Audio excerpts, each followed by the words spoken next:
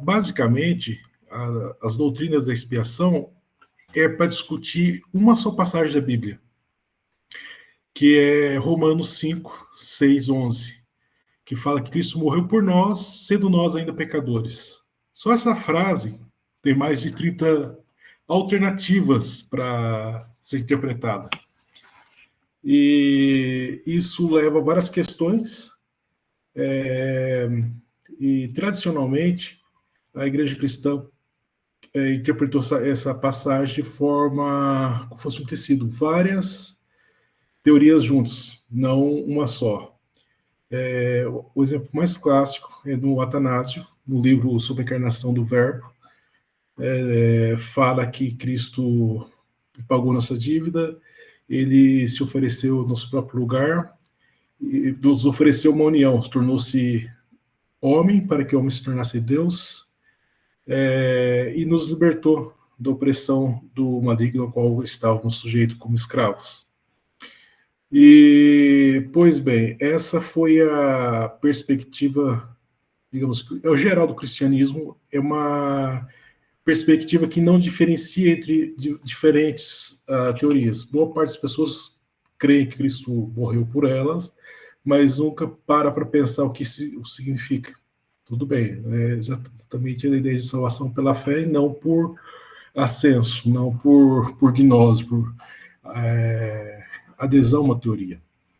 E teve suas nuances, por exemplo, Irineu de Leão, ele apregoava Cristo como uma vitória sobre os principados, potestades, o que chama de arcontes. E se você ler os livros do C.S. Lewis e pegar as Crônicas de Nárnia, por exemplo, tem duas teorias distintas. O C.S. Lewis ele cria a influência moral, ele cria que a morte de Cristo foi como fosse o óleo que esparramava, que contaminou com o amor de Deus. Porém, na Crônica de Nárnia, ele tem que a ideia do anzol, que o leão enganou a Satanás. Seria mais ou menos a teoria do resgate. E, normalmente, os grandes teólogos da história sempre combinaram mais de uma teoria. Por exemplo, o Irineu de Leão, a teoria da recapitulação, fala que Cristo repetiu os atos de Adão e, portanto, nos permitiu que a gente tivesse uma nova história. E, ao mesmo tempo que também tinha a ideia de Cristo vencedor, que Cristo venceu as hostes do maligno, o diabo, a morte e o inferno. E, mais ou menos no século IV, começou a surgir uma teoria falando que Cristo teria pago a Satanás para comprou, como fosse comprar um escravo, comprou a humanidade de Satanás. Isso era uma teoria popular, não era muito elaborada, era muito discutida. E eu gosto de discutir o nível, digamos, de teologia acadêmica, que é baseada na reflexão e transmissão e busca consciente do significado, e a teologia vivida, a teologia popular. As duas têm a parte boa, as duas têm partes heréticas. Uma não é melhor do que a outra. Por exemplo, a gente está comemorando esse ano o 1700 anos do Concílio de Nicéia. Ao contrário, os outros pensam, o Concílio de Nicéia ele não foi ortodoxo na sua resolução. Depois, em Calcedônia, que foi corrigido. Quem ganhou o Concílio de Nicéia foi os semisarianos. Porém, isso foi teologia oficial. A teologia popular era trinitariana. E tem toda a história de Atanásio contra o mundo e coisa, como que através dos hinos, ou seja, a teologia vivida, houve uma conquista de mente e corações da... Deus abençoe, apareceu o compartilhamento da tela. Então, eu valorizo muito a teologia vivida, tanto que é uma abordagem que eu adoto como biblista. Eu vou atrás das pessoas, pergunto como que elas creem, por que elas creem, e vejo quais são suas práticas que justificam suas crenças. Pois bem, mais ou menos no século X, século XI, a teoria do resgate, que seria ora pago a Deus, ora pago a Satanás, não era muito popular entre os escolásticos. Daí surgiu o Anselmo da Cantuária, falando que não, Deus era um ultraje falar que Deus tinha que pagar uma coisa que era dele. E falou que quem estava em dívida era o homem, o ser humano. E o que precisava ser feito é restaurar a honra de Deus, porque o pecado era uma ofensa à honra de Deus, como o senhor feudal, então tinha que restaurar essa honra e tirar a satisfação, por isso é chamado de teoria da satisfação. E essa foi a teologia mais popular entre acadêmicos da Idade Média, mas não entre o povão. Entre o povão predominava uma teoria do sangue expiador, no sentido de sangue detergente, o purgador, que depois vai ramificar entre os pietistas e tem uma influência grande na congregação, essa ideia do sangue purgador. Pois bem, conforme o cristianismo foi se esparramando, ele teve várias traduções, que é normal, e se tem que adaptar a mensagem evangélica a cada cultura. E às vezes não existe uma categoria em uma cultura e tem na outra, e vice-versa, ou não tem categoria que corresponda aos textos bíblicos. E dois conceitos problemáticos são a ideia do kiper, ou KPR, né, o caparote, que não tem um termo exato nas línguas ocidentais, e do ilasterion, que é o correspondente grego, que não corresponde ao termo hebraico. Tem um biblista brasileiro, o Caio Pérez, ele está galgando o mundo, ele publicou um comentário sobre números, e ele fala que o termo expiação é errado, seria melhor colocado conjugação ou algum outro. E expiação é uma espécie dentro da categoria, dentro do gênero conjugação. Em inglês é assim, tem atonement, expiation é parte do atonement. Então, para revelar a complexidade, porque, por exemplo, na época da reforma surgiu a teoria da substituição penal, começou com Melanchthon e depois conquistou um pouco Lutero, mas quem cristalizou foi o italiano, que é o Zanchi, e o Calvino. E que a ideia é que a ira de Deus precisava ser satisfeita com uma oferta de sangue e que Cristo veio fazer essa oferta. Essa é só uma perspectiva, que acontece que no mundo de língua inglesa é muito popular e raramente você vai ver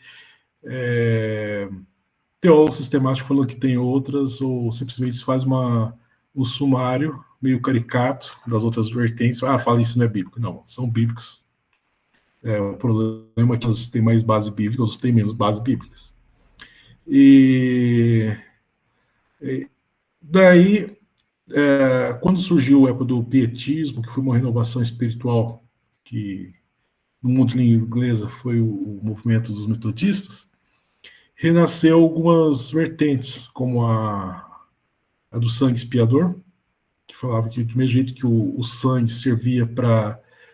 É como detergente, limpar as impurezas, os pecados. O detergente faria isso, o sangue de Cristo nos purificaria. E isso é muito forte entre lugares com influência dos irmãos moráveis. Você vai na Índia, no sul da Índia, na Groenlândia, na Guiana, na Honduras, as populações indígenas influenciadas pelos moráveis, é a noção que eles têm de expiação. E depois, no século XIX, surgiu vários questionamentos, porque exatamente começaram a ter um intercâmbio entre várias tradições e surgiu alguns conflitos, principalmente na Escócia. tem o Rashdal, que é um teólogo também americano. E, voltando um pouco para o passado, Abelardo, ele falava que o ponto crucial da expiação não era a morte, era a encarnação de Cristo. Que foi uma violação da normalidade. A vinda de Cristo alterou tão forma o universo que não pôde ser mais o mesmo e alterou as nossas relações com Deus.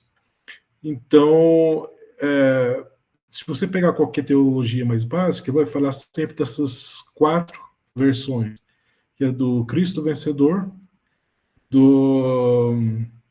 da teoria da satisfação, a teoria da influência moral, que não se confunde com a do exemplo, que é surgido mais tarde pelo liberalismo teológico, pelos socinianos, e basicamente essas 3 e 4.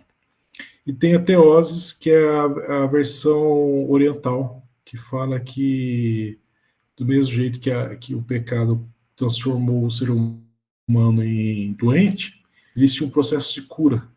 E algumas vertentes evangélicas, principalmente na Finlândia, tem a escola do Tuomo Materma, pregou isso. E o que acontece? A congregação ela surgiu no movimento em Chicago, em um lugar com bastante influência escandinava. A igreja onde Montfascon recebeu os dons de línguas, chamada Missão da Avenida Durham, era uma igreja petista escandinava, que tinha aderido ao pentecostalismo. Então, se você pegar os livrinhos mensagem, eu tenho a versão completa, depois se quem quiser procure, fala bastante sobre o sangue. Nossos hinos falam sobre o sangue. A gente tem algumas coisas sobre substituição penal, nossos hinos também. Sobre resgate tem bastante. E basicamente, soteriologia é uma moeda de 2 faces. Tem a parte forense e a parte transformativa. Algumas teologias situam a parte forense na escatologia, no juízo final. Outras situam a parte forense na soteriologia, da doutrina da salvação. Os metodistas, por exemplo, eles não enfatizam a parte forense na salvação, eles enfatizam na escatologia. Eu achei que eu dei um acerto de contas. E daí tem várias questões, voltando para Romanos 11. Como interpretar Cristo morreu por nós? Cristo morreu como nosso substituto ou como nosso representante? Cristo morreu para pagar uma coisa a Deus, ou o Deus que veio ao encontro do homem para reconciliar o homem consigo mesmo? Então, são as questões que permanecem abertas nos diferentes vertentes, cada um tem os seus argumentos. E Cristo morreu em benefício de ou em substituição a. E recentemente teve uma tradução de um livro da Eleanor Stamp, que é da teoria premial, que é uma teoria muito popular de Návia, que fala que quando o homem pecou, não altera, no meio de a gente não altera o céu que está diante de nós, a gente não alterou a nossa relação com Deus. A gente está fugitivo de Deus, como estava Adão e Eva no jardim, e com vergonha de Deus. E Cristo veio e falou, não, deixa disso, fica. E estava disposto a mostrar que Deus não estava bravo, que de tal forma que se ofereceu como sacrifício. Então, basicamente, são ativos e existem alguns modelos que são problemáticos, por exemplo, na tradição celta, cristianismo medieval, fala que Cristo é como se fosse uma rinha de galo, sabe? Deus fez uma rinha de galo e colocou Cristo para enfrentar com o diabo.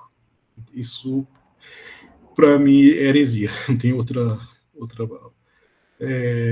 a razão dos testemunhos de Jeová que é baseado na teoria de resgate, é como se fosse Cristo tivesse ido ao mercado, escolher quem que ia salvar e quem que ia aniquilar. Também em vários aspectos. E uma negociação com o diabo também. Então, e tem questões também missiológicas.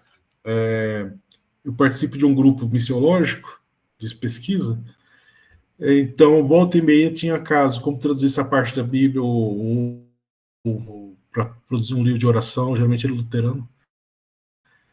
Por exemplo, se for fazer uma perspectiva forense para uma sociedade que tem concepção punitiva de justiça, tem só justiça restaurativa, como boa parte chamada dos povos caçadores, esquimós, o povo auá no Brasil, eles não têm uma noção que justiça seja punitiva, é só restaurativa. Se você mata alguém, você é obrigado a assumir o nome do morto e viver como filho morto na família.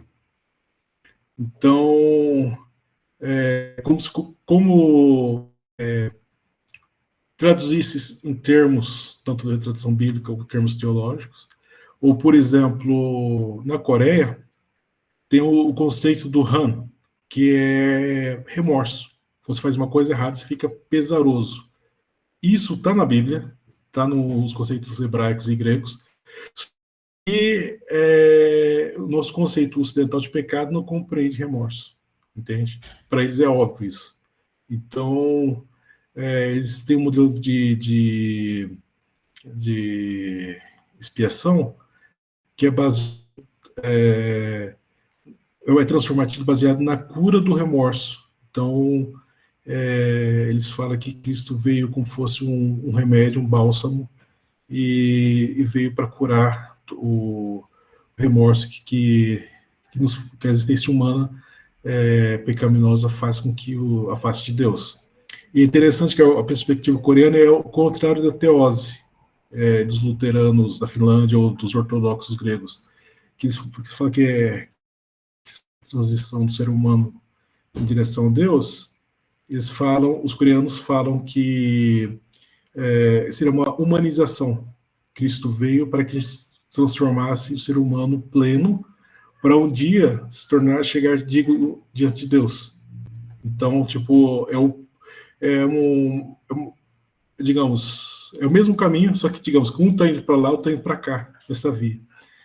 E tem miríades, né, honestamente, principalmente se pega, tipo, a Indonésia, uma ilha, tem ilha, tipo, os Bataques, que é um grupo, que são reformados.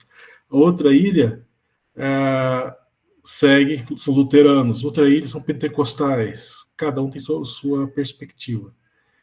E, baseado nisso, algumas vertentes pentecostais começaram a estudar o papel do Espírito Santo, que geralmente é esquecido. Por exemplo, a teoria da substituição penal não fala qual é o papel do Espírito Santo na obra de expiação.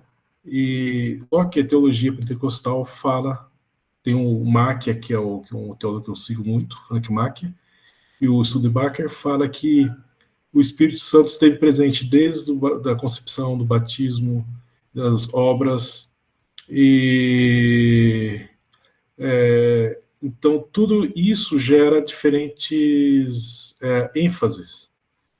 Então, os pentecostais estão desenvolvendo uma teologia chamada pericorese, que é o papel do Pai, do Filho e do Espírito Santo na obra de expiação. E, tipo, onde estava o Espírito Santo quando Cristo estava na cruz? Onde estava o Espírito Santo quando estava na ressurreição ou na ascensão? E, então, a gente tem mais questões abertas do que fechadas. Tem algumas vertentes que exigem, falar, não, tem que se acreditar somente uma versão, ou só essa minha versão é realista, no sentido, digamos, é o que aconteceu em algum plano de existência, no céu, em algum lugar, e o outro são metafóricas, e vice-versa. E tem gente que fala que é tudo uma metáfora, porque a gente não consegue entender o que realmente aconteceu, que é a perspectiva do N.T. Wright, que é o teólogo britânico. E ele fala que a teoria dele chama definitismo, a gente não tem palavras, conceitos para explicar o que aconteceu com Cristo na cruz. E essas questões permanecem abertas, e se alguém puder contribuir, pode ganhar um prêmio Templeton, que é €1,5 milhão, pode dividir comigo. E fora isso, tem várias ramificações da vida prática, da vida cristã, na ética, na escatologia, porque conforme você olha para a cruz, você tem diferentes esperanças, ou diferentes desesperos, né? Por exemplo, os luteranos, principalmente o Kierkegaard, viviam uma relação de vergonha ou acusação, porque achava que qualquer coisa que fizesse estaria no sacrifício de Cristo. Então, como disse, são várias questões abertas. Existe diferença entre teologia pastoral ou denominacional, que é, digamos, catequética, serve para ensinar ou para fazer o primeiro contato com o Evangelho, e aprofundar nas mesmas nuances da Bíblia.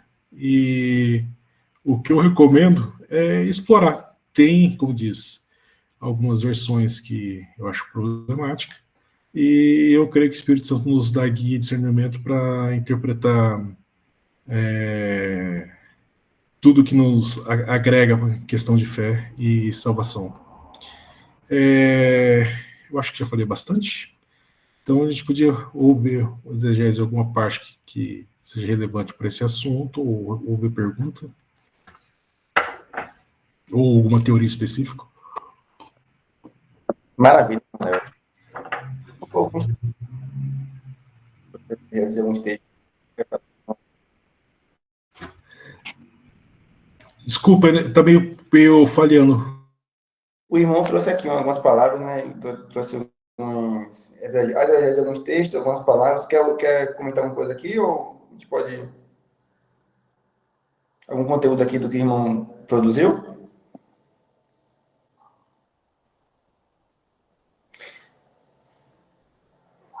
Pronto. Esse material aqui, agora que eu estou olhando o material, é o que o irmão... Perfeito. Irmão Léo, o irmão falando, né? Eu acho que eu gosto muito da ideia de a gente vai falar da questão de todos serem metáforas e que tentam, de alguma maneira, explicar a expiação, mas que, de fato, a gente não sabe a realidade daquilo que de fato foi, né? Agora, olhando para o nosso contexto aqui brasileiro, a teoria forense e a expiação, da expiação, acho que é a que é mais professada e crida, né, por maioria das igrejas brasileiras. O irmão acha que sim, que não, ou seja, que existe também uma diversificação na crença popular, ou a teoria da expiação forense aí é a que é mais realmente popular aqui no Brasil? Existe questão nos últimos 25 anos, a expiação substitutiva, ela chegou de vez, publicada principalmente pela, esqueci o nome da editora do Paraná, editora Fiel, mas, por exemplo, a Assembleia de Deus, pela influência escandinava, eles têm bastante influência do sangue expiador, do sangue purgador. Os hinos deles, a devoção popular dele. Só que se eu chegar hoje para um teólogo pentecostal, com raras exceções, da Assembleia de Deus, eles vão repetir porque eles foram ensinados assim no seminário. Eles não olharam a sua própria tradição vivida. Se você pegar os materiais produzidos na Suécia, na Noruega, vai estar lá falando sobre o sangue expiador.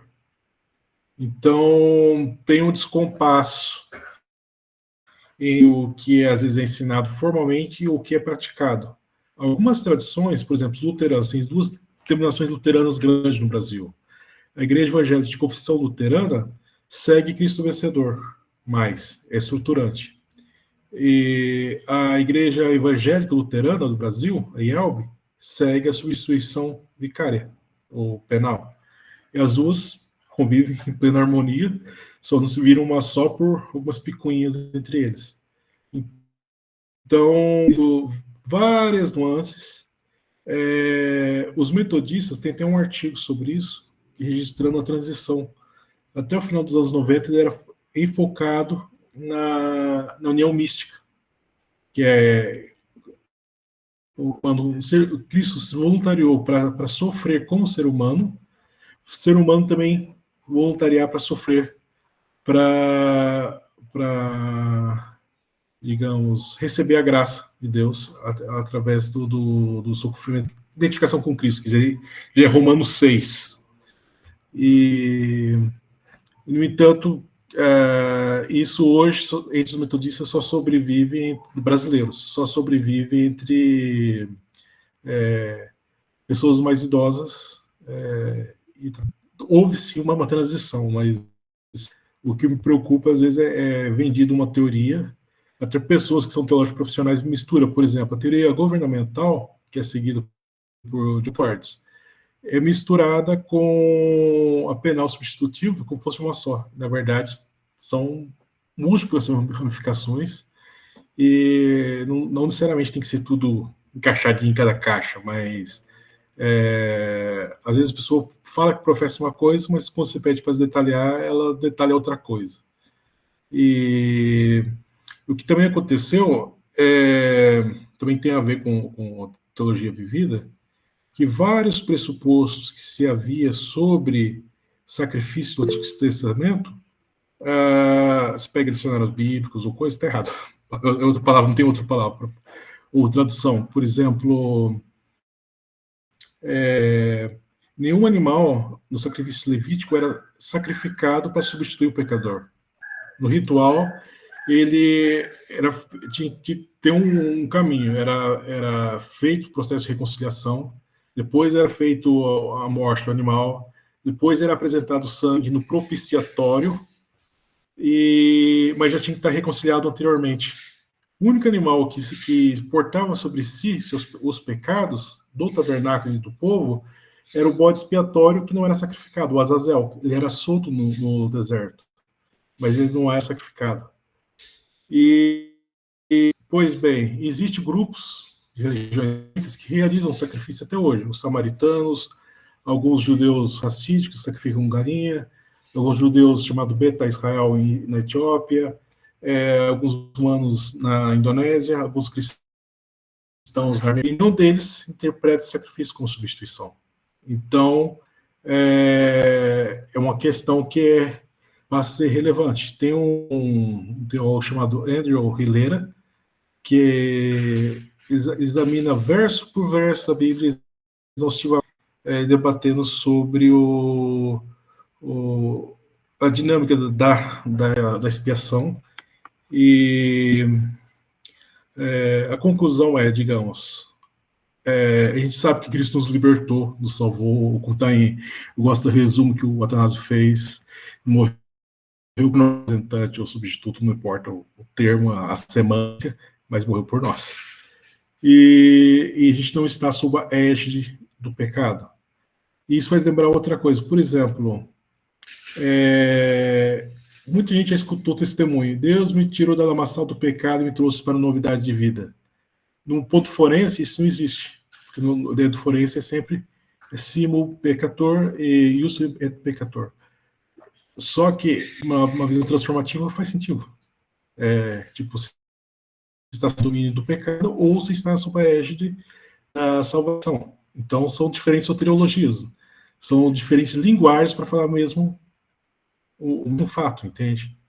Então, esse é uma coisa que me preocupa muito, é o consumo acrítico de diferentes vertentes. Eu acho que todo mundo deve ler uma de outras tradições, mas refletir na sua própria base. O que eu tenho de escutado, por exemplo, tem um irmão, ele é velhinho, tem mais de 60 anos, estava chateado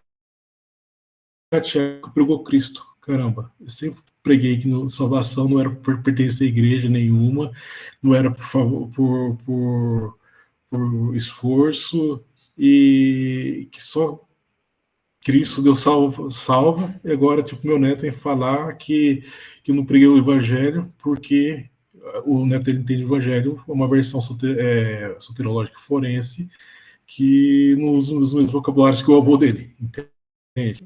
Então, infelizmente, tem muitas pessoas dispostas a falar, e falar alto, e escutar, não escuta nada. E a Amanda aqui falou, dá para juntar os dois. São duas faces. Tem a parte forense. A gente vai, ninguém se engane, a gente vai prestar conta diante de Deus. Existe o juízo. E existe a parte transformativa. Tem coisas que são enganos teológicos, por exemplo, escreveu no Losses Theologic dele, separava santificação e justificação por fins didáticos. Tem gente que acha que são realidades separadas. Não, não é separado. Foi uma separação que ele fez para fins didáticos. Você pega os reformadores, Calvino também pensava assim, e, no entanto, hoje, por não irem às fontes, acha que não, salvação é um evento, santificação é outra. E daí, entre os pentecostais falando que tanto salvação quanto justificação quanto santificação, tem os três cooperando, toda a Trindade cooperando, entende? Então, está voltando a compreender essa ideia que desde o momento que Deus já nos separa para a salvação, já é uma santificação para a justificação. Então, por isso que eu acho que é importante voltar a ler a Bíblia, se tiver oportunidade de ou online ou impressa, comprar uma Bíblia bilíngue, eu acho que é mais valioso que uma Bíblia de estudos, e você vai notar vários termos que às vezes são juntados, e teologia é isso, é a arte de juntar vários conceitos em uma só palavra, às vezes pegar um conceito e colocar várias palavras. Um exemplo disso é pecado. Em hebraico e grego tem quase 20 palavras. Em latim, pegaram pecado que não compreende tudo. É o caso do termo coreano de Han, a ideia do remorso, por exemplo. E vice-versa. Kuyper, que é um teólogo holandês, diferenciava a graça em 3, 4 formas: graça preveniente, graça comum, graça não sei o quê, graça eficaz. Uma só palavra para Haná, que é graça. Então, teologia é científica por motivos didáticos, para explicar conceito. E as pessoas confundem mapa por território. Acham que você está fazendo uma representação, uma explicação, acha que você está apresentando a realidade. Não, dentro das nossas limitações, como diz o N.T. Wright, a gente está apresentando a melhor forma possível. A ideia do evangelho é exatamente comunicar de forma compreensível o que Cristo fez. Então, seja pela sua morte, seja pela sua obra de resgate no sentido de milagre mesmo, quanto nos seus ensinos. E, digamos, o ser humano não tinha como conhecer a Deus, a não ser que Deus se revelasse. E Cristo fez isso. E por isso que eu acho que as doutrinas da expiação tinha que ser estudada mais no sentido exatamente como estudo, as pessoas falarem que entende como foi sua experiência de salvação, entende como veio entender. Tem gente, não, eu só vim entender agora, depois de 20 anos, mas nasci na igreja, mas desde pequeno você não tinha confiança que Deus estava contigo, que Deus não te deixaria afundar, em outras palavras. Tinha, então, essa parte narrativa eu acho interessante. Tem um teólogo suíço, que é o David Pliss, ele fala que a igreja pentecostal substituiu o credo no culto pelo testemunho. O testemunho é uma forma credal. E narrativa para mostrar que for encorajar na fé, né? Quando Paulo fala em Timóteo, para persistir em ler, exortar e ensinar. São os três partes básicas. Tem que ler, no sentido sistemático de diligente buscar, ensinar, transmitir e encorajar. Encorajar é aquilo que você já sabe, mas falar, a pessoa está com depressão, sai dessa, isso não resolve, entende? Mas se você encorajar ela a ter confiança para enfrentar o seu problema de saúde mental, vai encontrar meios de transformar o fato em realidade. E é assim que a gente faz nossa vida espiritual. E com as escrituras, para mim, é a coisa mais fascinante. Tem essas nuances que a gente encontra nas escrituras, porque, pessoalmente, faz. Tipo, a riqueza que Deus deu para nós é maior que a gente pode conter, entende? Imagina $1 bilhão. Se você contar 1 bilhão, uma nota por minuto, por segundo, vai demorar 30 anos. Você vai gastar uma nota por segundo. Então a riqueza, a graça é enorme. A gente não tem como compreender. Para mim, eu li a Bíblia no Novo Testamento inteiro que tinha 7 anos, e inteiro a partir dos 14. É o meu livro fascinante, porque não tem outra coisa, entende? E tipo, principalmente eu vejo a ideia de expiação é exatamente isso. Como não tem um termo para português, eu prefiro reconciliação. Eu uso mais o termo reconciliação, porque é a ideia de Deus reconciliando com o homem. Expiação faz parte disso. Desculpa, tem umas perguntas, eu não estou recebendo aqui. Deixa eu ver se eu abro. Vou tentar ler algumas perguntas também. Irmão Léo, isso que o irmão comentou um pouco no início, né, da sua fala agora, foi interessante que sobre o jovem e o avô, né? Hoje em dia, a gente vê muitas pessoas nas igrejas mesmo, né, na comunidade local mesmo. As pessoas que acham que a questão da doutrina da substituição penal, por exemplo, é o evangelho. Qualquer coisa que é diferente daquilo é uma heresia. E aí tem um problema grande, né? As pessoas acabam brigando, né, entram em discussões sérias, acabam fazendo inimizades, taxando outras pessoas como herege, com uma questão que é uma questão particular de uma teologia específica, e não é o cerne realmente do evangelho. E a gente vê muitos problemas causados por causa disso, que tem pessoas aí acreditando que, por exemplo, a teologia da expiação com relação à substituição penal é a mensagem do evangelho em si, é somente isso. E está muito longe, né? De abranger toda a mensagem do evangelho. Que passa, assim, que eu acredito numa questão de substituição, mas também uma questão de transformação, de restauração, como falou, uma reconciliação. Que somente isso, né? Tem todo... a questão da mensagem do evangelho em si vai muito além de uma transformação, de uma vida também, como falou, sobre a questão de justificação e santificação. Eu já tive problema com pessoas também que, porque um irmão pregou que, né, nós somos justificados, a pessoa achou que é uma heresia, porque a justificação acredita que a justificação é somente um ato que aconteceu, e não também uma coisa que Deus está também justificando. E, tipo assim, a gente percebe que as pessoas acabam sendo muito rígidas com questões secundárias da fé, né? Eu vou dar uma olhadinha aqui nas perguntas para a gente... Eu consegui abrir aqui do lado. Eu gostei de alguns comentários interessantes. Tem a ideia que essa luta infinita entre Deus e o diabo é uma forma de teologia popular. E tem gente que acredita que o diabo tem chance de ganhar, entende? Isso eu acho perigoso. A ideia do Cristo vencedor é que Cristo já venceu. Venceu lá atrás, e porém tem, digamos, guerrilheiros ainda do mal, atormentando até que venha a vitória final. Mas, digamos, o exército das hostes já foram vencidos, não existe mais a potestade do mal. Então, e se pegar, por exemplo, ensinamentos nossos, 36, tem ensinamentos Cristo vencedor. E, no entanto, você pega a teologia da prosperidade no Brasil, é baseada na ideia do Cristo vencedor,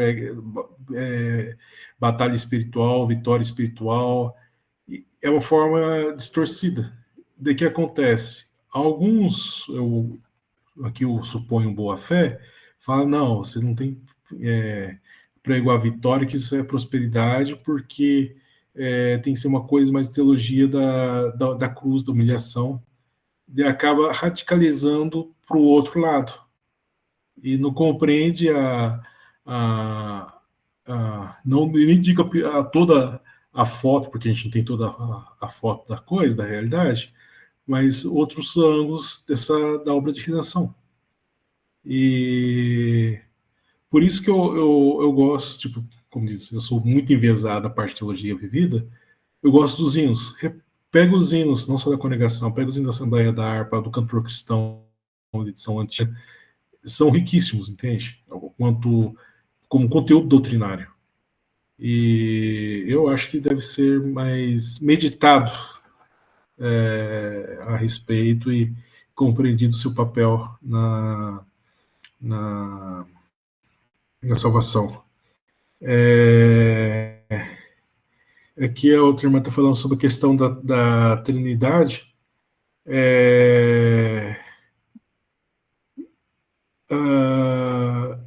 Não entendi a questão da Eli Soares, a questão da Trindade atuar em conjunto de salvação especial com o pentecostalismo. Sim, isso é uma coisa recente na teologia acadêmica, mas entre pentecostais sempre foi. Outra coisa, por exemplo, pentecostal fala o hino 4.1, vou marchando para a glória. A gente tem de salvação como trajeto. Algumas famílias mais antigas até tinham um quadro do inferno, caminho do céu, um quadro bem kit, bem feio, por sinal. Então, nossa concepção chamada via salutis é transformativa. A visão de ordo salutis é forense. Daí eu vejo pessoas querendo encaixar a teologia do caminho de salvação em doutrinas forenses. Não, porque aqui aconteceu supra-infralapsariano, o decreto de Deus para você caminhar. Não, você está fazendo um coxo de retalho. Você pode até dialogar entre conceitos, mas você entenda quais você esteja apresentando. Então, eu tenho livros, infelizmente não estão disponíveis em português. Tem o Davi Tremendonzi, que é Salvação na Carne, ele é da Igreja Italiana Americana, agora está na Bélgica. Discute os aspectos de salvação transformativo no movimento pentecostal italiano. E ele discute bastante a questão da teoria da satisfação, né? Entre os pentecostais italianos também tem essa forte ideia que a honra de Deus, não a justiça nem a ira de Deus tem satisfeito, mas a honra de Deus. Então, a questão de honra, lembra que é coisa de máfia siciliana, omertá, é muito forte. Não, tipo, o ser humano em pecado está em desrespeito com Deus. Por isso que explica, por exemplo, se a pessoa fraquejava na fé, tinha algum comportamento que violava as normas da comunidade, era visto como desonra tão grande que não era digno de participar da igreja. Então, isso tem uma razão soteriológica para ter essa prática. Você vai na Itália, tem um grupo dos Accardiani lá que diz, se você tirar foto, você tem que sair da igreja, basicamente. Porque é considerado como ofensa à honra divina. Então, são coisas que faz todo o nosso comportamento que existe como comunidade, existe uma razão de crença por trás. É importante pesquisar. Às vezes a gente não tem explicação, por exemplo, poucos irmãos hoje sabem por que a gente canta a epiclesis, que é as palavras da consagração, na Santa Ceia em pé. Isso tem a ver com o sacerdócio universal, tem ensinamento há 100 anos, essa prática. Foi perdido, hoje pouca gente sabe, e assim por diante. Então, não se espera que vá conseguir recuperar tudo, mas o próprio processo de buscar conhecer já nos edifica na fé. Lembre-se que nem sempre a gente vai ter resposta, mas buscar, a gente tem que buscar, né? Maravilha, que bênção, glória a Deus. Deixa eu ver, mais alguém, gente, com alguma pergunta? Vou aproveitar esse momento. Irmão Léo, Bíblia, que vocês queiram comentar, pedir alguma, trazer o irmão Léo aí para ele... Luan, só uma pergunta, irmão Léo. Léo, você comentou que a teologia da substituição penal, ela, não sei se ela nasce ou ganha mais força após a reforma, com os reformadores, certo? De onde os reformadores bebem, no caso, porque assim, Calvino bebe muito de Agostinho. Para a substituição penal, no caso, que é uma área da soteriologia, qual é a fonte dos reformadores para poder embasar a doutrina da substituição penal? Só para esclarecer, nenhum reformador aceitava uma teoria só uma. Por exemplo, Lutero combinava duas. Ele combinava a de Cristo vencedor e substituição penal. Calvino, substituição penal e união com Cristo, ou participativa, expiação participativa. E existe uma corrente de várias ideias. Por exemplo, o Agostinho, ele entendia a palavra justificare como ficar justo. Era uma concepção transformativa de justiça. Depois, por influência do direito, sou formado em direito e muitos irmãos aí são, e boa parte dos reformadores eram formados em direito, tiveram contato com Lutero, ele queria estudar direito, e Calvino foi formado em direito. Eles interpretaram a soteriologia em termos de um profissional. Se fosse hoje feito teologia por programadores, teríamos diferentes perspectivas, ou por cozinheiros, ou por médicos, assim por diante. E sim, tem, por exemplo, a igreja copta no Egito, que eu acho interessante, porque eles têm várias manifestações carismáticas. Boa parte dos monges eram também médicos. Então, eles têm uma soteriologia terapêutica. Isso tanto católico quanto ortodoxo copto, quanto evangélico. O sino evangélico do Nilo tem uma soteriologia terapêutica. E vê Cristo como um médico que vem para curar das mazelas.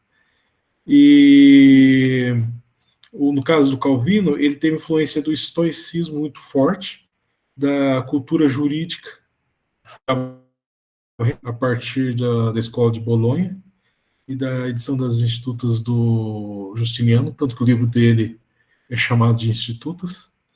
Então, ele usou uma interpretação forense, só que teve vários problemas com a interpretação dele. Não tem existe um sistema jurídico no mundo conhecido que para o modelo dele, entende?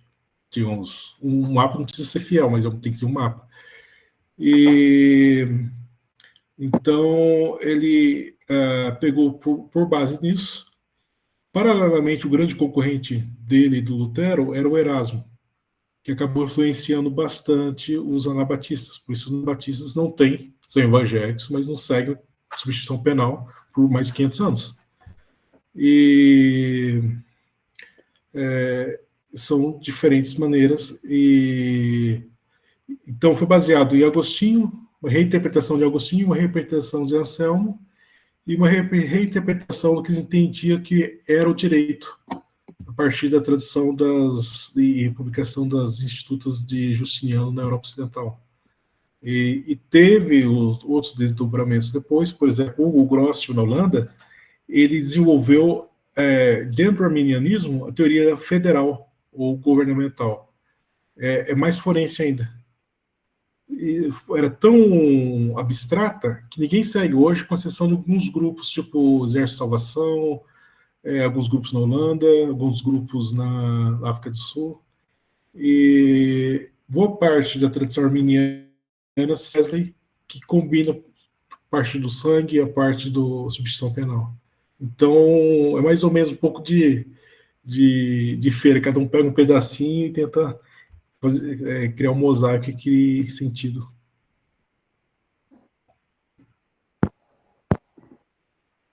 Maravilha. Eu trouxe um texto muito comum, muito usado, né, de pessoas que defendem a questão da expiação substitutiva penal, substituição penal. Sobre Romanos 3, 25, né, que fala que Deus ofereceu como sacrifício para a propiciação mediante a fé pelo seu sangue, demonstrando sua justiça. Demonstrando sua justiça. Aí, aqui, acho que 25 aqui está ótimo. Esse é um problema clássico de tradução. Se você pegar em inglês a Bíblia Net, ou em português a Bíblia Tab, ou mesmo as edições católicas da Bíblia, em vez de propiciação, está como trono da misericórdia ou propiciatório. Cristo é aquele que apresentou seu sangue diante do propiciatório, é um lugar que ficava, tinha a arca, e tinha o trono da misericórdia. E é chamado em grego de Lasterion. E, no entanto, boa parte das versões inspiradas em tradições reformadas, no caso do João Ferreira de Almeida é uma Bíblia reformada, a King James, por exemplo, é outra reformada, traduz como propiciatório, só que como propiciação. Só que isso é um substantivo, é um lugar, não é sobre um ato. E isso, digamos, entre biblistas é uma questão pacífica, não existe nem controvérsia a respeito. Então, no caso, no lugar de propiciação, você estava falando sobre o propiciatório, não Sim. o ato de Deus em... E o livro de Hebreus tem um comentário, esqueci o nome dele, tem um livrinho fino, e comenta os diferentes papéis que Cristo assume no livro de Hebreus. Ele assume com o papel de sumo sacerdote, como vítima, como oferta, que é diferente de vítima. A vítima foi o que sacrificado. A oferta foi o que você trouxe. Não necessariamente era um sacrifício. Você pode trazer alimentos, por exemplo, lá, isso, entende? E o propiciatório também, que aparece em Hebreus. Então, o ponto de vista... Se ler Hebreus em uma versão bilíngue, você vai ficar maravilhado. Porque você vê digamos, até onde Cristo foi para contornar, digamos, para não deixar o ser humano escapar, entende? E você vê, é uma graça que abraça todos os papéis possíveis no tabernáculo que Cristo assumiu. Então, isso que eu acho problemático, por exemplo, não com a teoria em si da substituição penal, mas com alguns apresentos como fosse uma coisa exclusiva. Você assume só Cristo como propiciação, então ele não é sumo sacerdote, ele não é a vítima, ele não é a oferta que chegou ao propiciatório. Você está deletando o livro inteiro da Bíblia, que é o livro de Hebreus. Não, Léo, só mais um versículo, um texto bíblico em defesa aí, não é defesa, mas assim, quero que nos apresente um outro olhar para esse texto que não seja uma substituição penal. Não sei se ficou claro o que eu quero comentar. É o texto de Isaías, que é um texto clássico também, Isaías 53, do servo sofredor. Eu sei que tem toda uma discussão dentro dos judeus com relação ao texto ali não ser o Messias, mas partindo do pressuposto cristão de que Cristo que sofre, no caso, em nosso lugar, no caso, tomou sobre si as nossas transgressões, como é que a gente enxerga em uma outra perspectiva de expiação, que não seja de substituição penal aí? Porque me parece claro esse texto Completa o texto. Em inglês fala, by his stripe we are healed. E não completa o verso em Isaías 53. No caso, é só, verdadeiramente ele tomou sobre si as nossas enfermidades e nossas dores levou sobre si. Foi ferido pelas nossas transgressões e moído pelas nossas iniquidades. E o castigo que nos traz a paz estava sobre ele. E pelas suas pisaduras fomos sarados. Qual que é a conclusão? Termina o verso. Deixa eu só verificar aqui. O Senhor fez cair sobre ele a iniquidade de todos nós. A última frase. E por suas pisaduras fomos sarados. Isso. Esses versos relata toda a obra expiatória, entende? E um problema isso é a interpretação de texto. As pessoas confundem a premissa com a conclusão. Qual que seria a premissa e qual que seria a conclusão desse texto?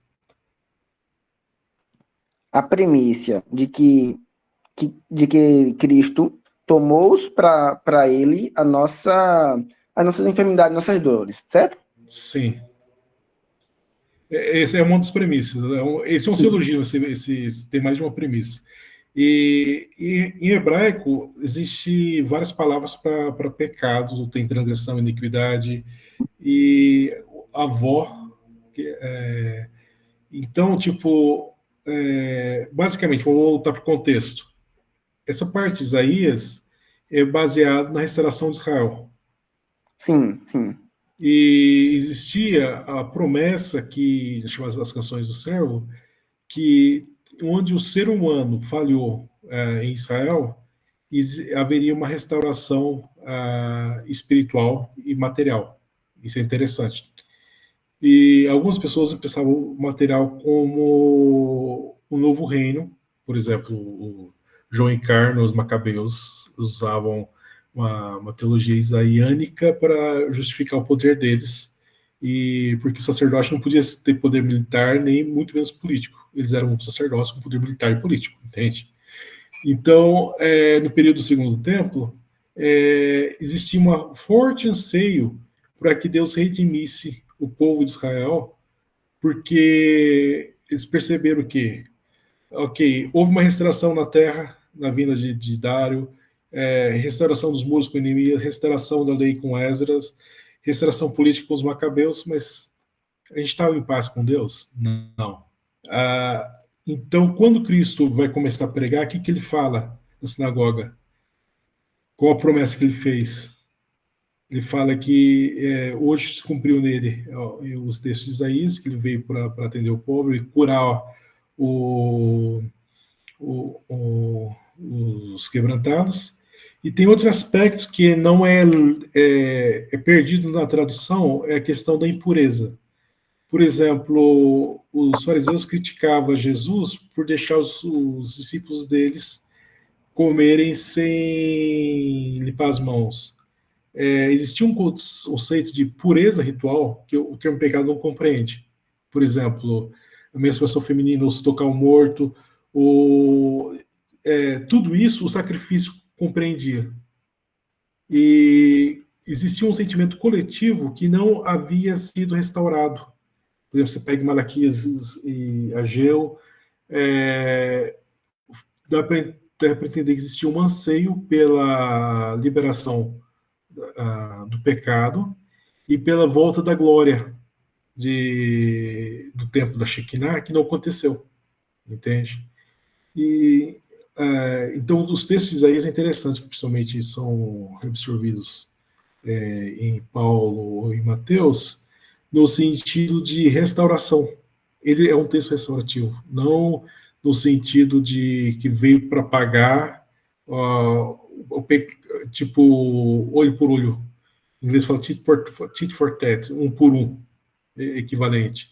Mas para restaurar o povo de Deus diante da comunhão com Deus. E isso, a parte de ação do Espírito e a parte de restauração de saúde mesmo, cura divina, era muito importante. Por isso existem abundantes relatos de curas no Evangelho. Você pega, por exemplo, na Patrística, os livros escritos de Justino Mártir, enfatiza a obra restaurativa de Cristo, porque era associado à transgressão coletiva, gerando doença na terra, lepra, outras coisas, e então a ideia é que do cego, quem pecou foi seus pais ou foi ele? E a ideia de Cristo não é exatamente etiológica, não está buscando a causa, está buscando a solução, entende? E basicamente isso, não sei se ficou claro. Tem um livro chamado The Israel Divine Healer, que é de um teólogo chamado Michael Brown. Ele congregava uma congregação em Corona, nos Estados Unidos. É um livro padrão hoje. Para quem puder ler em inglês, realmente recomendo que o papel de cura de Isaías. Irmão Mateus, está com a mão levantada, tem alguma pergunta? Paz Deus, meus irmãos. Tem uma pergunta. Amém. Irmão Léo, então, basicamente, é para que a gente não resuma a obra de Cristo apenas à substituição penal, porque senão a gente descaracterizaria os outros ofícios, como sacerdócio, e é mais para que a gente tenha uma visão ampla de não limitar Cristo só na teoria da substituição penal? É mais nesse sentido? Eu queria colocar nessa tabela, mas não coube. Para cada posição, existe uma abundante referências bíblicas e também tem abundantes limitações, entende? Particularmente, visão minha, não estou falando agora. O que tu falei até agora foi, digamos, exposição do que é debatido no mundo acadêmico. Eu não creio que tenha uma teoria que compreenda a obra salvífica de Cristo. A gente tem pedaços quebra-cabeça. Alguns deles encaixam melhor do que o outro, outros não. E, por exemplo, a teoria de substituição penal tem o problema que não tem a questão da cura divina. O autor do hino lá, Creio nas Promessas do Bom Deus, já no século XIX discutia, que era o Kelso Carter, essa deficiência. Então, falava que não tinha como pregar a substituição penal se não tiver cura. E a substituição penal não tem papel do Espírito Santo, nem papel de cura. É um exemplo disso, né? de limitação. No entanto, ela responde várias outras questões. Teologia é isso, responder questão. E basicamente é isso. Manter aberto para outras perspectivas e de forma crítica, né? Não aceitar qualquer coisa e vice-versa, né? Maravilha. Acho que eu saio dessa reunião, né, sabendo que preciso estudar muito mais, né, sobre esse tema. O tema aqui está muito pouco explorado aqui. E também que eu preciso estudar inglês. Acho que é uma necessidade grande, viu? Que a gente pede muito. Aprenda alemão. O que os alemães discutem em teologia e ciência bíblica, 20 anos depois começa a discutir em inglês, 30 anos depois em português. Aprender hebraico e grego também. Vai ajudar. Alguém falou sobre a questão de hebraico e grego, as línguas originais, né? Sobre a questão de, às vezes, dificuldade, que tem muita gente hoje em dia na internet vendendo curso, você não sabe quem é que realmente tem capacidade para ensinar, bons professores. Não sei se o Léo concorda, assim, eu acho que, pelo menos, o que eu vejo, né? Tem o pastor Sayão, eu acho que é um grande... eu não sei se ele tem curso na área, mas ele, né, entende muito sobre a questão das línguas originais. Eu gosto do Paulo On, né, para aprender sobre grego. Ele tem até um livrozinho muito bom também. Mas eu conheço poucos realmente acadêmicos aí da área que dê cursos introdutórios, essas questões. Para você ter noção, na virada do século XIX, um missionário que trabalhava na zona da mata, em Minas Gerais, ele ensinou a igreja dele a ler o Novo Testamento grego em 3 meses, estudando 5 vezes por semana. Não é difícil. 35% do nosso vocabulário focal, ou seja, das 2.000 palavras de português, é similar ao grego, ou cognato, dá para inferir, entende? Então, eu sou mais a favor de ir direto ao texto. Imprima trechos bilíngues. Tem um software chamado Logos que se permite fazer isso. Tem a versão gratuita, você pode baixar, só que é em inglês e acho que tem em português também. Eu aparece. Acho que em português acho que não tem quase nada. É gratuito. Eu acho que tem. Não tenho certeza. E tem edições da Sociedade Bíblica, é meio carinho, dá quase R$500, a Bíblia dele, que é o Novo Testamento e Antigo Testamento bilíngue, interlinear, vá direto. E teve dúvida numa palavra, procura no Google, hoje virou perigoso, procura no ChatGPT, mais perigoso ainda, mas procura as diferentes nuances e não tenha pressa, mas seja constante. Isso que eu acho que é mais valioso. Tem pessoas que oferecem bons cursos, na minha opinião, não só minha, mas o maior hebraísta do mundo hoje é um brasileiro, chama Edson de Francisco. o dicionário que ele fez, português e hebraico, está sendo comparado com o dicionário de Gesenius, que foi o maior dicionário hebraico antes do surgimento da linguística moderna. Então, tipo, o cara atualizou o conhecimento de hebraico que a gente tem em 200 anos. E é um brasileiro que ninguém conhece. Ele oferece curso na internet, deve ter lá 5 pessoas fazendo. E quem fala dele é o Manuel Tove, que foi professor dele. Eu conheci esse. O Manuel Tove é o cara que mais conhece da Bíblia do mundo hoje. Passou 60 anos montando quebra-cabeça de 2 palavras dos manuscritos do Mar Morto. E o cara é uma graça. E quando ele fala de ser de Francisco, ele brilha o olho, enche de lágrimas. Ele é o discípulo dele. Então, a gente tem muita coisa boa, mas infelizmente não é muito conhecida, né? Que pena, né, que às vezes os que ganham mídia tem pouco profundidade, né, para poder entregar, na verdade. Mas é assim. Eu acho que às vezes, hoje em dia, no mundo das redes sociais, às vezes você saber trabalhar com as redes é mais importante que tem de fato conhecimento para você conseguir alcançar mais pessoas. Mas com a nossa... Nós temos que ser fiel àquilo que nós ensinamos, o que nós pregamos, o que nós falamos. Nós acaba essa dificuldade de fazer qualquer coisa para poder chegar a mais pessoas. Mas quem domina essas redes sociais acaba, mesmo não tendo tanto conhecimento, conseguindo mais público, né? Infelizmente. Um conselho que não é meu, estão sendo discutido em epistemologia pentecostal. Existe diferença entre performance e conhecimento. Você pode conhecer muito bem um assunto e muito mal na prova, isso é normal. E tem gente que se brilha para falar em público, brilha em debate, mas não tem conteúdo. Então, não existe correlação entre as duas coisas. E não se cobre por isso. E evite debate. Eu acho que é meio cansativo e não produz nada, sabe? E realmente procure conhecimento, entende? Então, eu acho que tem que aproximar com humildade.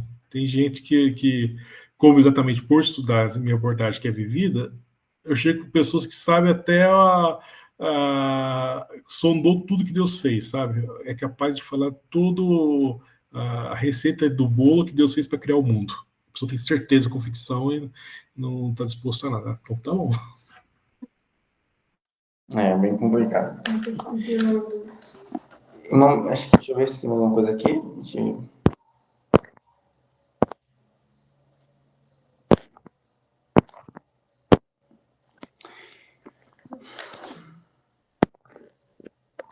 Irmão Matheus pediu aqui o nome, qual é o nome? Acho que é dos teólogos brasileiros que o irmão Léo citou. Se o irmão Léo puder depois aí digitar para ficar salvo. Eu compartilhei lá no grupo o perfil dele no Instagram. Ah, ótimo. Maravilha, de você.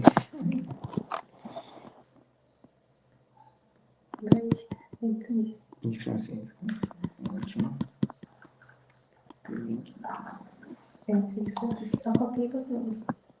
Maravilha. Gente, mais algum texto, algum comentário com relação a essas doutrinas, que a gente tira alguma dúvida? Não fiquem com receio, não.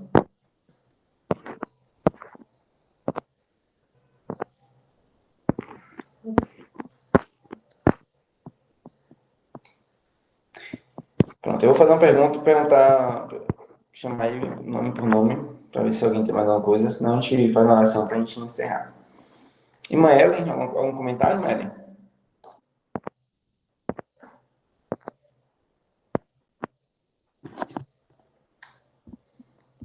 Deixa eu ver se não tô... Irmã Amanda, alguma coisa?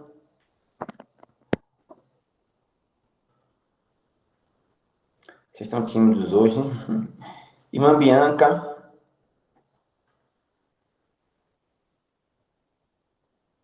Cadê vocês?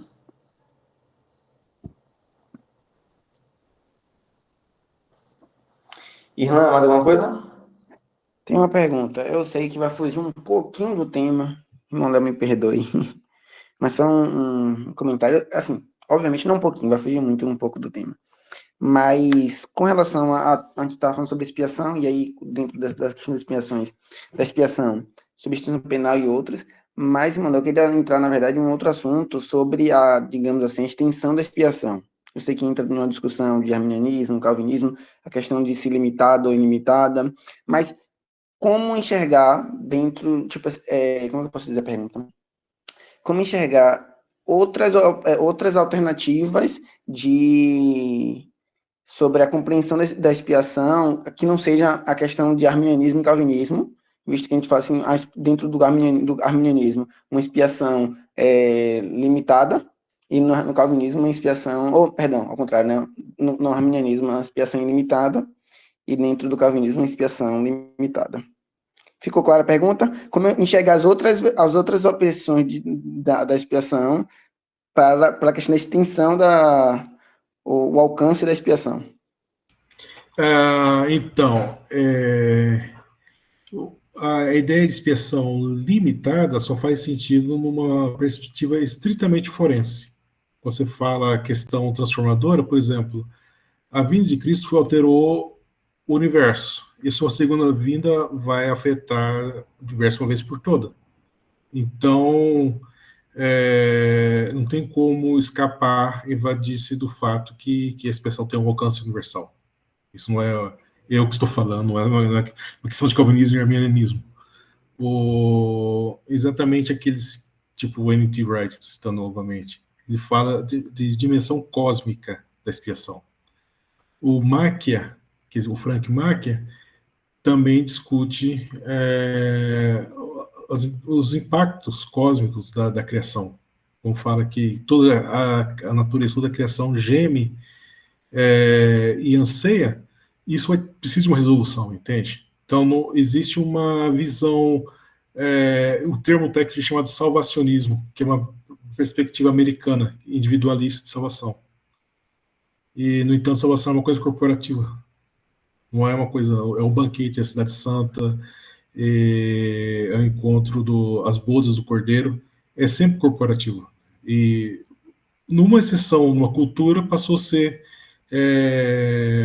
individualista, no caso dos Estados Unidos, e para isso foi exportado por ter a literatura e missionários para o mundo todo. Mas se pega a mesma teologia reformada, principalmente holandesa, é extremamente, ou reformacional do Kuyper, é extremamente corporativo. Então o problema é a pergunta que se faz, entende? Se pega mesmo os próprios livros do Calvino, existe trechos das institutos que dá a impressão que é restrita, e tem alguns lugares que dá uma ideia de salvação ampla. Daí tem uma corrente chamada amiraldismo, que é seguido pelos reformados franceses, que fala que ela é universal em seus efeitos e limitada em sua eficácia. Então, dentro de uma concepção forense. E eu recomendo realmente que flertem, aproveitem outras perspectivas. Por exemplo, quantos de vocês podem falar um teólogo anabatista contemporâneo?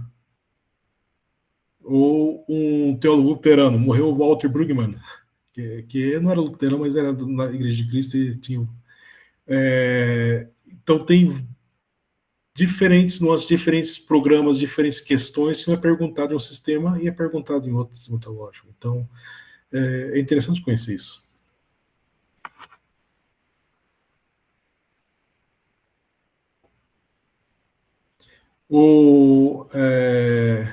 Uma perguntinha. Alguém pode falar o nome de um teólogo brasileiro? É porque, para o mundo acadêmico, ou seja, a nossa visão de teólogo, qualquer um que está falando de teologia. Então, mas, por exemplo, existe diferença. Eu sou formado em Direito, não sou advogado. Entende? O teólogo, o cara formado em teologia é uma coisa. A pessoa que elaborou uma doutrina, esclareceu, definiu, isso fez teologia, entende? Eu tenho formação, sou treinado como teólogo, eu uso como instrumento de trabalho, principalmente porque, no ponto de vista da teologia vivida, como pessoas fazem para interpretar a Bíblia e outras coisas. Mas eu não tenho objetivo teológico. Eu sou biblista, eu quero ver como as pessoas interpretam a Bíblia. Eu não estou preocupado em produzir uma nova interpretação da Bíblia. Mas tem teólogo brasileiro, sim. Mas boa parte das pessoas... fulano é teólogo, ok, que doutrina que ele elucidou ou apresentou de uma forma diferente ou ensinou? Ou qual conceito? Se não sabe, sinto muito, mas se não é teólogo, não. O irmão citou, acho que é Caio Pires, né, o nome dele? Oi, Caio Pérez. Caio Pérez. Ele é até um jovem, né? Assim, novo. Ele deve ter 34, 35 anos. A esposa dele é holandesa. Ele fez mestrado na mesma universidade que eu fiz intercâmbio na Holanda, que é a Universidade Livre. E ele não é pastor, que é interessante, boa parte das pessoas que gostam de mexer com teologia e outra coisa, quer assumir função pastoral, que não tem nada a ver com... Honestamente, na história, a única pessoa que falava que conciliava erudição bíblica, ministério pastoral e teologia foi Agostinho. Só que a gente só tem a palavra dele para ele, entende? História recente, o Bento XVI foi um excelente teólogo, péssimo papa, péssimo administrador da Igreja Católica também, péssimo pastor. E Lutero, ele era professor da universidade, depois ele foi tinha uma pensão, vivia disso. Ele não era pastor. Calvin nunca foi ordenado pastor. Ele é funcionário público da Comuna de Genebra e teólogo. Então são coisas distintas. E as pessoas esperam, às vezes, muito de uma pessoa e honestamente, não dá tempo. Às vezes tem que viver, você tem que criar filho, tem que trabalhar. Então, e requer muito tempo. E o Caio Pérez é um exemplo clássico bom de um bom biblista. Ele publicou um comentário bíblico que, na minha opinião, acho que é o único que tem de padrão internacional feito por um brasileiro. Até agora não tem, que eu saiba, nenhum. Dos chamados grandes comentários. Então, é uma coisa para ser celebrado e vale a pena. Eu não tenho ainda o livro dele, comentários sobre números, quando se preparar a grana e chegar a ler. Legal. Agora sim, os teólogos, a dificuldade de teólogos também ser pastores, tem a questão do tempo, ok. Mas não é um problema também, ou pode haver um problema, essa teologia que também fica distante da vida prática da igreja, ou seja, às vezes a pessoa está distante da comunidade, e eu sei que você pode ser teólogo, não ser pastor e estar inserido na comunidade, ok. Mas geralmente os pastores estão ali mais inseridos, conhecem mais a teologia pública da igreja e conseguem produzir teologia acadêmica, mas pensando na vida prática da comunidade. E às vezes tem alguns teólogos que ficam somente acadêmicos, que às vezes estão distantes, e aquela teologia ali não representa muito bem as comunidades, né, a igreja local. Não há um perigo esse afastamento? Sim, por isso que existe essa teoria, essa abordagem da teologia empírica, teologia vivida.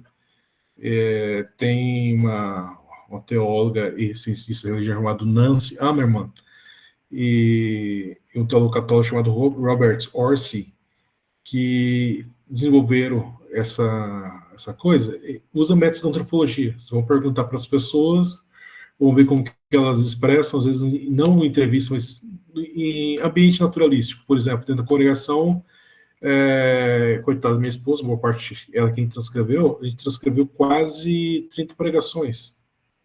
É interessante, por exemplo, eu não posso falar, mas vocês vão inferir, eu comparei as pregações de um pastor formado em seminário, pregado nos Estados Unidos, e um pregador pentecostal da América do Sul, online. Questão de erros, os dois cometiam muitos erros. No Brasil, cometia erros de fato, sabe? Falar que, sei lá, Noé veio depois de Salomão, entende? Mas corrigia com erros, com analogia. Ele integrava o texto bíblico à realidade por analogia. E nos Estados Unidos, às vezes, acertava por informação e errava por analogia. Às vezes a pessoa, sei lá, o texto está falando o filho pródigo comeu lá, queria comer alfarrobas dos porcos. Daí o cara prega na aplicação que a pessoa vai comer uma coisa horrível. O texto não fala isso, não suporta isso, não permite que se infira isso, entende? Então, na parte lógica, a pessoa erra.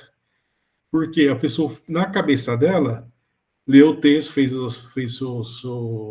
sua análise, fez sua exegese e se distanciou da realidade. Enquanto um pregador leigo, mais próximo da realidade, comete erros de fato, mas de analogia, menos. Qual é o certo e qual é o errado? Os dois são errados, os dois são certos, entende? Cada um tem suas facetas. Então, o que eu acho problemático é aproximar de qualquer pessoa com arrogância. No sentido, não, você está errado, ou qualquer coisa, não. Às vezes a pessoa teve outra experiência que você não teve, teve educação que você não teve, ou perspectiva que você não teve. Então, isso é importante, digamos, escutar primeiro e avaliar criticamente depois.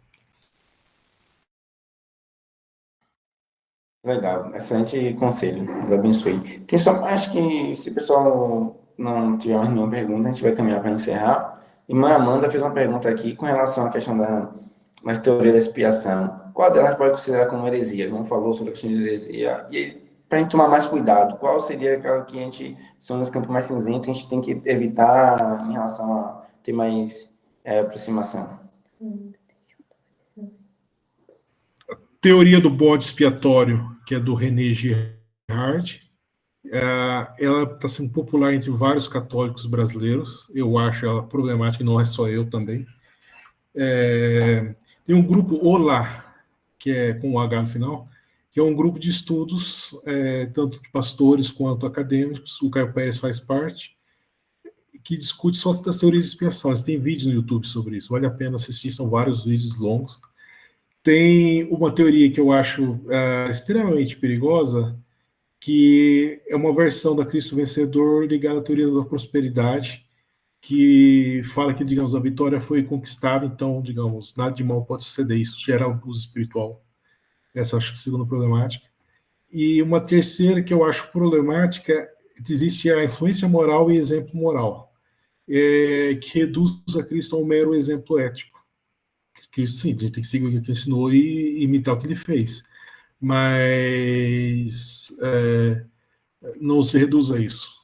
Existe coisas que são além do nosso controle, além do ser humano, tipo, a gente depende de graça para ter reconciliação com Deus, não tem como basear em mero exemplo, que no passado eram os unitarianos e os socinianos que seguiam. Hoje, pouca gente expressa oficialmente isso, mas na prática querem pregoar, entende? Então gera um legalismo e é bem difundido, inclusive no nosso meio.